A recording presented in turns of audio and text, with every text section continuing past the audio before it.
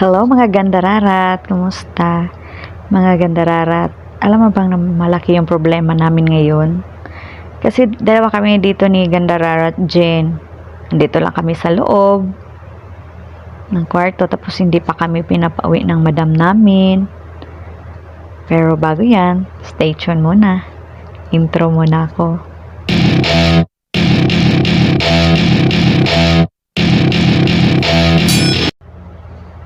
Magagandararat, kung kayo yung nasa kalagayan namin, anong gagawin nyo? March 19, nagsarado na yung salon na tinatrabahoan namin dito sa Tabuk, Saudi Arabia. Tapos, andito lang kami sa loob ng bahay. Naka-ano lang kami, naka-home service lang kami ng mga 3 araw ba yun or 2 araw lang yung Eid, yun lang. Tapos, ang problema namin, nagsara na.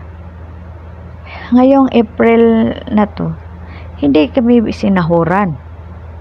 Alam namang may ano kami, may mga anak kami doon sa Pilipinas. Siyempre. Kaya nga nag-abroad tayo para maghanap buhay. May makain yung mga anak natin. Hindi kami sinahuran. Tapos, expire na yung ikama namin March 13. Ngayon, yung kasama ko, naghanap siya ng employer na malipatan namin. Hindi rin umatras lahat. Kahit mga sikat pa na salon dito sa Saudi, sa Riyadh, kahit saan-saan na lang. Kasi sa sobrang mahal ng singil niya, 14,000 riyal. 14,500 riyal. Lahat umatras. Ngayon, sabi namin, uwi na lang kami. Kaysa naman ayaw naman niyang babaan yung benta niya, di ba? Kanina mga gandararat, hindi ko na talaga natiis. Inano ko na talaga siya kasi sabi niya, stress na daw, sobrang stress na daw niya. Sabi niya na ganun. Kasi ayaw niya kaming pauwiin kasi nga, wala daw pamasahe.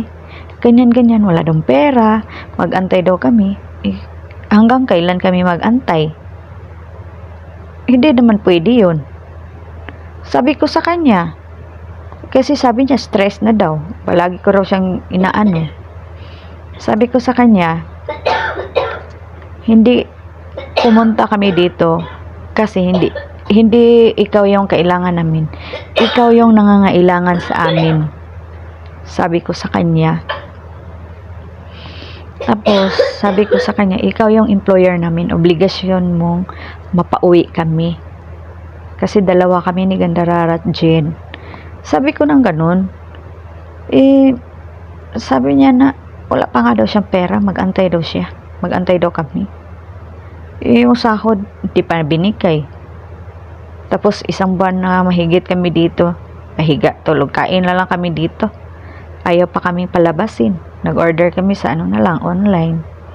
Kasi parang takot siya. Akala niya lalayas kami.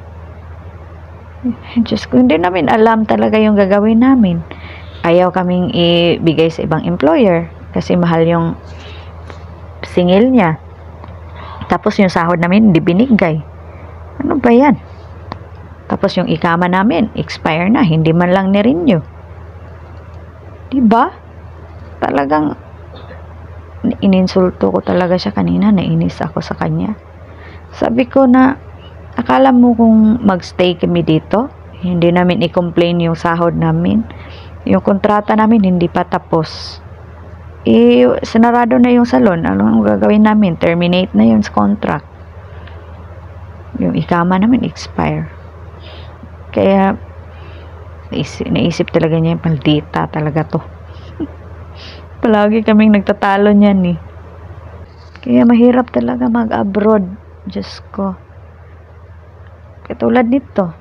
Sabi ko sa kanya, pauwiin na lang kami. Kasi, akahanap naman kami ng pera doon sa sa Mindanao. Kasi kaming 2 hairstylist kami. Marunong naman kami maghanap buhay. Kahit hindi kami pupunta dito, mabuhay naman kami. Gusto lang talaga maka-experience. Akala ang laki-laki ng sahod. Yung sahod namin, ano lang pala, 2,000 real. Eh, dapat sana malaki yun eh, 2,500. Eh, hindi man lang niya binigay. 2,000 lang yung binigay sa amin. Eh, ang 2,000, kuhaan pa yun ng pagkain namin. Yung load namin, 200. Oh, magkano na lang sa amin. Tapos, 10 months niya kinuhaan ng ano, ng, ano ba yan? Yung, kinuhaan kami every month ng placement pay.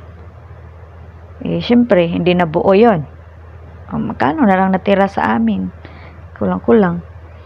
Sabi ko na, mas malaki pa yung kinikita ko sa, sa Mindanao. Pero charge to experience na lang mag-abroad. 'Di ba? Kaya ngayon, naguluhan kami. Kanina, nagtatalo kaming dalawa. Kainis. Iisip talaga niya yan, na nang-aaway talaga ako sa kanya. Dati pa talaga ganda-rarat. Pagdating namin dito, kasi kabubukas lang, first kaming nagbukas dito sa salon niya. Bago pala yung salon niya, January 1 nagbukas. Dumating kami dito December 24, 2021. Tapos binuksan January 1, 2022. Yun. Ay, Diyos ko Lord. Tapos, yung bago pa kami, sinigawan ko rin yan kasi ayaw niya kaming pabilhin sa ayaw niya kaming bumili sa grocery. Gagalit siya. Sabi ko, kung kumakain ka, kumakain din kami. Sabi niya, once a week lang daw kami pupunta ng Bacala, yung tindahan dito. Sabi ko, bakit malaman ba namin maubusan kami ng tinapay? 1 week ba yun maubos? Siyempre masira yun. 1 week ba maubos? Kung emergency, wala nang kaming kape, asukal. Kasi mas madaling maubos sa amin dito. Mga adik kami sa kape. Kaya inaway ko siya. Lagi ko yung inaaway. Kanina na naman, na-stress na naman siya sa akin. Kasi sinabi ko lang naman na ayaw kong maiwan dito. Takot ako. Kailangan kong alis si Dararat kasi wala namang amo siguro na kukuha. Dalawa kami diretso kasi ang mahal ng sigil 14,500. Saan naman kukuha? Diba? Kaya sabi ko, nagalit siya. Sabi ko, basahin mo nga yung message ko dyan. Nainis ako eh. Sabi niya, stress ka talaga. Sabi ko, hindi ako ang nagbigay ng stress, kundi ikaw. Kung pinauwi mo kami, wala ka ng problema. Sabi ko, siguro ngayon, na-stress na kita. Kasi, hindi man namin alam kung anong gusto mo sa buhay. Hindi namin alam kung sabi mo, maghanap ka ng pwesto na malipatan na salon. Wala talaga. Ewan ko ba dito? Sana nga mapansin ng ng OWA to para matulungan kami kung anong gagawin namin. Hindi namin alam talaga. Maganda Rarat, pa-share naman ng video na to. Hindi namin alam kung anong gagawin namin. Dito lang kami sa loob, nakakulong. Nakalock lang yung pintuan namin. Kasi 'di ba dati may record kami na hinaras kami dito. Pinasok kami sa loob. Kaya 'yun, takot din kami. Ang hirap.